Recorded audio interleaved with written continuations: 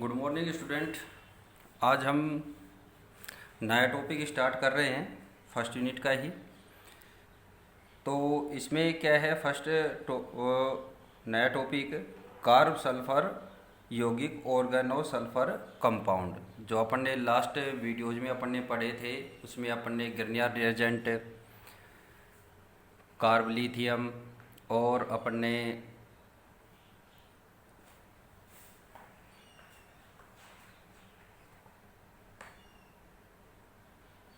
Oregano zinc compounds के बारे में पढ़ा था। ठीक है, तो अब इसी में जो इसी यूनिट का यानी कि जो अपनी फर्स्ट यूनिट थी, इस फर्स्ट यूनिट में ही नेक्स्ट टॉपिक आता है ऑर्गेनो सल्फर कंपाउंड्स। तो ऑर्गेनो सल्फर कंपाउंड्स, तो फर्स्टली अपनी इसकी बात करते हैं कि ऑर्गेनो सल्फर कंपाउंड्स क्या होते हैं। कि these compound have one sulphur atoms. ठीक है, कि वे कार्बनिक यौगिक है ये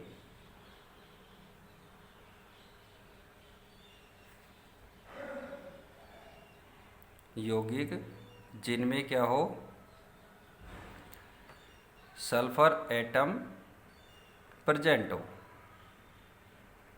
ठीक है, क्या होंगे वो?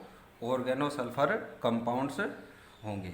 अब इसमें क्या है कि जो ये कंपाउंड्स होते हैं वो क्या है कि ऑक्सीजन की तरह, जैसे ऑक्सीजन होती है कि वो डाइमर में मिलता है, द्विसंयोजी में मिलता है, तो वैसे ही क्या है कि सल्फर के भी कंपाउंड्स होते हैं। और इनमें क्या है कि इनके जो ऑर्गेनिक कंपाउंड्स होते हैं उन कंपाउंड्स में क्या है कि सफिक्स यानी कि पूर्व लग्न क्या लगाते हैं, थायो। थायो वर्ड जोड़ा जाता है इसके नॉमिनिकल्चर में, क्या जोड़ा जाएगा? थायो। ठीक है, तो जैसे अपने एग्जाम्पल लें C2H5SH, तो ये क्या हो जाएगा? थायो एल्कोहल। थायो एल्कोहल। अब देखो, इनको थायो एल्कोहल किस रीजन से बोला जाता है कि जो एल्कोहल्स हैं, एल्कोहल्स में जो ऑक्सीजन है वो ऑक्सीजन यदि क्या हो जाए कि सल्फर से रिप्लेस हो जाए तो वो क्या बन जाएगा? थायो एल्कोहल बोले जाएंगे। ठीक है, या थायो एल्केन भी बोल सकते हो। इसी तरह से थायो ईथर है। थायो ईथर में C2H5S C2H5, ये क्या है? थायो ईथर है। ऐसे ही थायोफिनोल है।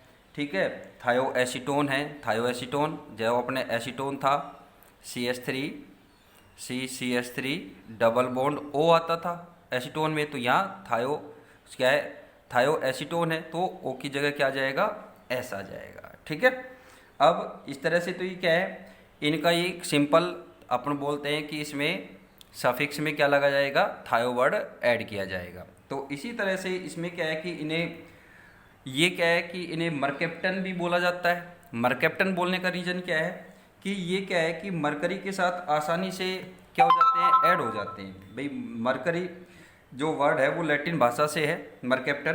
तो इसमें क्या है कि मर्क्यूरम का मतलब क्या है कि मरकरी, तथा कैप्टन्स का मतलब क्या है? पकड़ना, यानी कि मरकरी को पकड़ने वाला। और इस रीजन से इसको क्या है कि मरकेप्टन भी बोला जाता है। जैसे क्या है CH3SH, इसको क्या बोला जाता है? मैथिल मरकेप्टन। ठीक है, अब इसके अलावा अपन और भी एग्जांपल ले सकते हैं। इसके अलावा इसके नॉमिनिकल्चर में एक बात और होती है कि जब सल्फर परमाणु जो होता है वो कार्बन चेन में कार्बन परमाणु के स्थान पर हो, यानी कि कोई भी कार्बन चेन है, जैसे अपने एक साइक्लिक चेन ली, और इसमें क्या है कि यहाँ पर जैसे बेंजीन में या साइक्लोहेक्सेन की बात करें तो यहाँ पर एक कार्बन एटम्स होता है, तो उसके रिप्लेस क्या है कि सल्फर से हो जाए, तो उस कंडीशन में इनको क्या बोले जाएंगे? थाया। क्या वर्ड जोड़ा जाएगा? थाया। थाया साइक्लोहेक्सेन। थाया साइक्लोहेक्सेन बोला जाएगा। ठीक है, ऐसे ही HO CH2S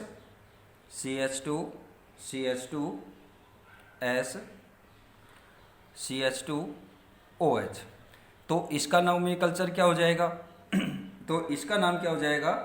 2,5 डाई थाया। एस के रीजन से क्या जुड़ेगा भाई? 2 बार आ गया तो डाई, और वर्ड क्या जोड़ना अपने को? थाया। ठीक है। और 1,6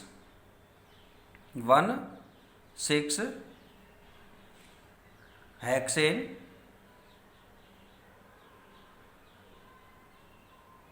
डाईओल, यानी कि 2 टाइम्स इसमें क्या है? OH ग्रुप भी आया है। तो इस तरह से क्या है कि इसके ये कुछ नोमेनक्लेचर्स थे।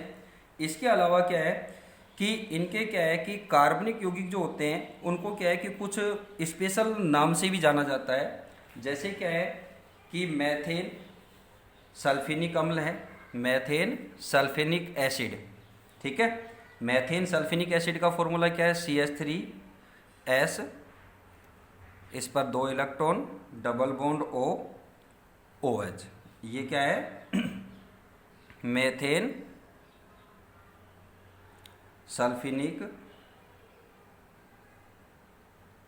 अम्ल या एसिड, मेथेन सल्फेनिक अम्ल। ठीक है। ऐसे ही बेंजीन सल्फोनिक एसिड है तो बेंजीन रिंग, और उसके साथ S double bond O OH।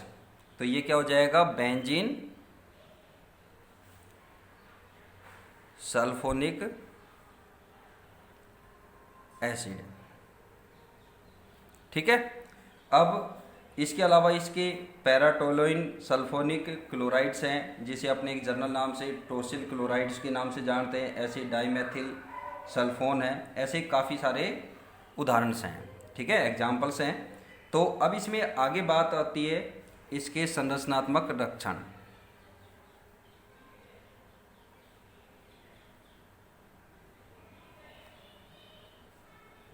संरचनात्मक लक्षण से बोले तो स्ट्रक्चरल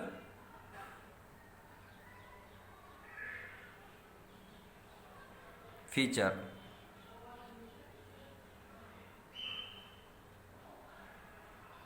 ठीक है।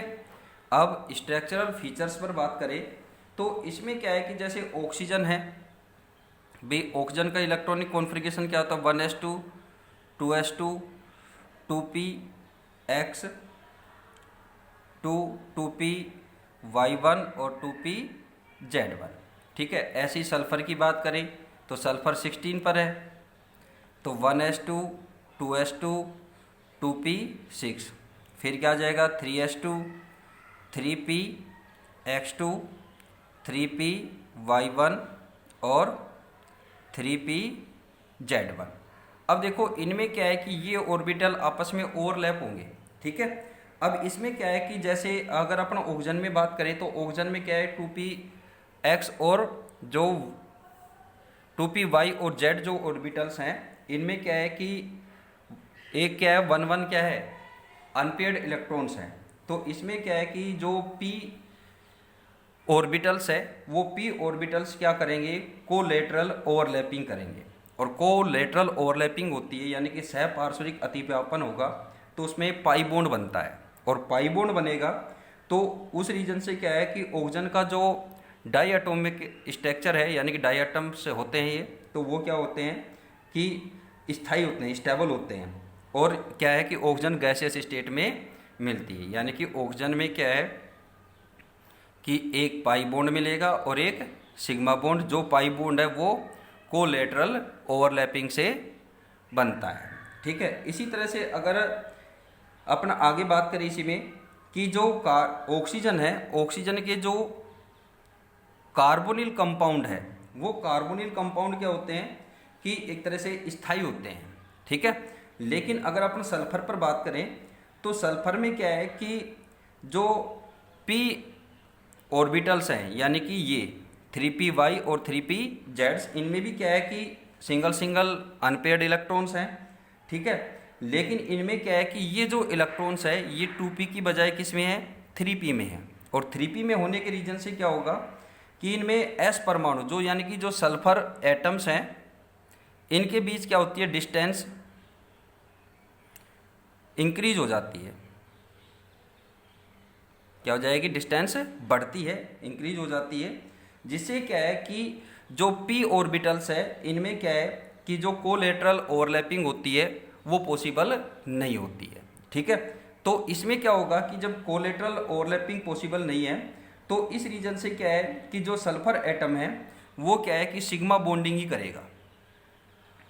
क्या करेगा, सिग्मा बॉन्डिंग करेगा, और इस रीजन से क्या है कि ये S8 स्ट्रक्चर वाले क्या बनाएगा, मॉलिक्यूल्स बनाता है, यानी कि एक लार्ज साइज के मॉलिक्यूल बनाता है, जो क्या है कि फिजिकल स्टेट जो होती है इसकी नॉर्मल टेम्परेचर पर वो क्या होती है, सॉलिड स्टेट होती है। इसकी किस तरह की स्ट्रक्चर होती है,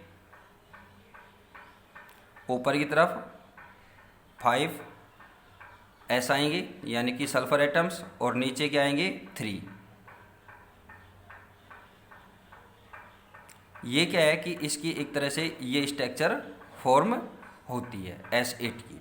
ठीक है, इसी तरह से क्या है कि इसके जो ये कंपाउंड्स हैं, जैसे अपने ऑक्सीजन में ये वाले कंपाउंड बता रहे थे, तो इसके ये जो कंपाउंड है इसमें क्या है कि CH2 कार्बन डाइसल्फाइड को छोड़ करके सभी क्या है कि अस्थायी होते हैं, अनस्टेबल होते हैं, और इनमें क्या बनता है, इंटरमीडिएट बनते हैं। ये क्या बनेंगे, अनस्टेबल है और क्या बनाते हैं, इंटरमीडिएट बनाते हैं, जो क्या है कि जो लास्ट प्रोडक्ट होगा उसके रूप में क्या है कि ये डाइमर या ट्राइमर के रूप में मिलते हैं। जैसे डाइमर में बात करें तो डाइमर में क्या बनता है, R,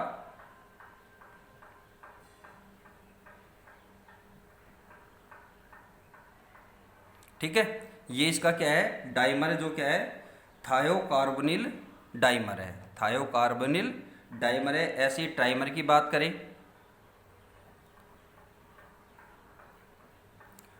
ट्राइमर इस तरह से बन जाएगा, R R, यहाँ भी RR और यहाँ भी RR।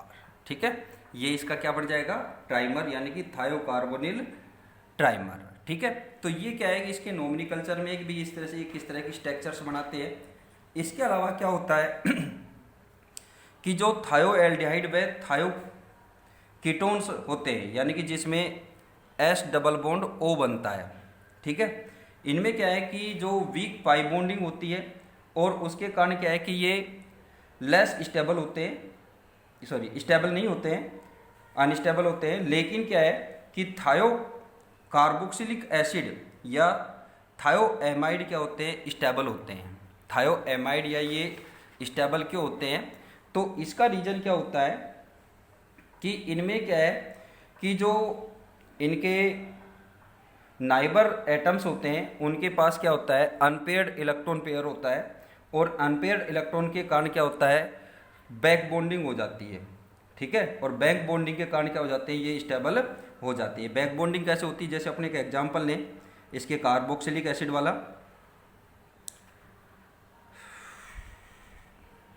Sorry CSOH।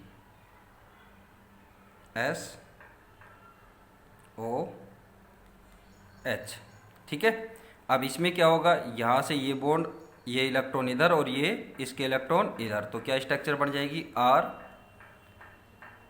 RS double bond OH। इस पर पॉजिटिव चार्ज, इसके पास एक लोन पेयर, और इस पर क्या आ जाएगा, नेगेटिव चार्ज। ठीक है, ऐसे क्या है कि जो इसके एमाइड्स होते हैं, एमाइड्स में भी यही कंडीशन होती है, क्योंकि एमाइड में क्या है कि नाइट्रोजन के पास एक लोन पेयर है, तो ये इलेक्ट्रॉन इधर और ये इलेक्ट्रॉन इधर आ जाएगा, तो क्या बन जाएगा, RC डबल बॉन्ड NH2, इस पर पॉजिटिव चार्ज और S पर इन्वर्सली चार्ज। ठीक है, इसके अलावा क्या होता है कि इनमें क्या है कि D पाई P पाई ओवरलैपिंग होती है, और उससे क्या है कि पाई बॉन्ड का फॉर्मेशन होता है। इसमें क्या है कि जैसे डाईमेथिल सल्फोक्साइड है, जैसे अपने शॉर्टकट में बोलते हैं DMSO,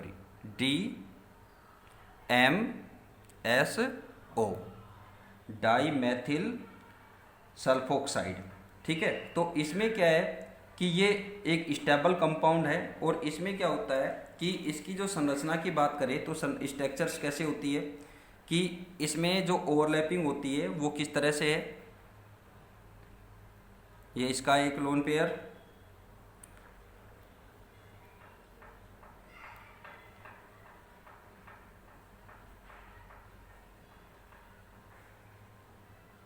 ठीक है। अब इसमें ये ऑक्सीजन एटम है, तो यहाँ से ओवरलैपिंग किस तरह से होगी। अब जो बैक बॉन्डिंग बात करें कि ऑक्सीजन के पास p इलेक्ट्रॉन्स हैं,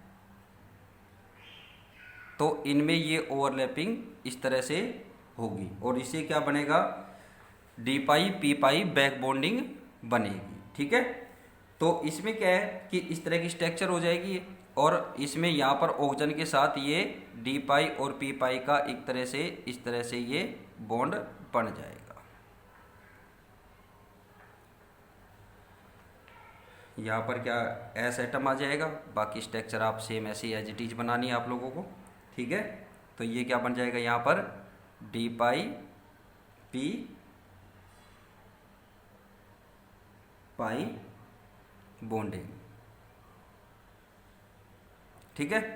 फिर इसके बाद क्या आती है कि जो वीबीटी है, वीबीटी के अकॉर्डिंग क्या होता है, डीएमएसओ की जो संरचना होती है उसमें अनुनादी स्ट्रक्चर्स होती है। तो अनुनादी जो रेजोनेटिक स्ट्रक्चर्स होती है वो किस तरह से बनेगी कि जो सल्फर और ऑक्सीजन है इनके पास क्या है कि लोन पेयर इलेक्ट्रॉन्स हैं,